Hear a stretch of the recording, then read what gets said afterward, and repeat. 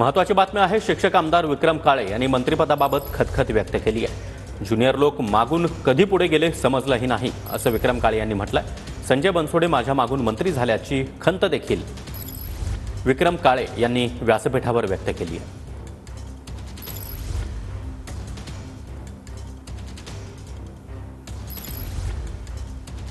तर शिक्षक आमदार विक्रम काळे यांनी मंत्रिपदावरून आपली खतखत व्यक्त केलेली आहे। मागून येऊन अनेक जण पुढे गेले, मात्र आपल्याला मंत्रिपद मिळालं नाही। संजय बनसोडे हे मागून येऊन मंत्री झाले, मात्र आपण अद्यापही आमदारच आहोत असं विक्रम काळे यांनी म्हटलंय।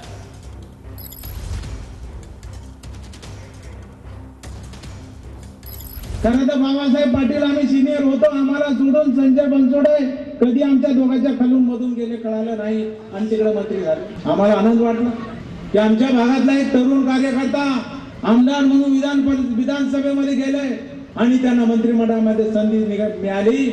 आम्हा दोघांनाही आनंद वाटला, आम्ही त्यांचं स्वागत केलं की आता नंबर कोणाचा लागणार। कारण मी जरी आमदारकीमध्ये सिनियर असलो तरी वयानं ज्येष्ठ बाबासाहेब पाटील आहे। आदल्या दिवशी मी फोन केला, बाबासाहेब पाटील साहेब तुम्हाला फोन आलेला अध्यक्षांचा नागपूरला या म्हणून, केला की नाही रात्री?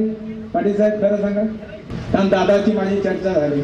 म्हणले ज्येष्ठांना प्राधान्य, म्हणलं हरकत नाही, मला एकच कळतं काम करत राहणार। ज्या खुर्चीवरती तुम्ही बसवलाय ती खुर्ची तुमच्या कामाला आली पाहिजे, माझ्या शिक्षक कर्मचाऱ्यांच्या कामाला आली पाहिजे, दुःखितांच्या कामाला आली पाहिजे, माझ्या शेतकऱ्याच्या बळीराजाच्या कामाला आली पाहिजे।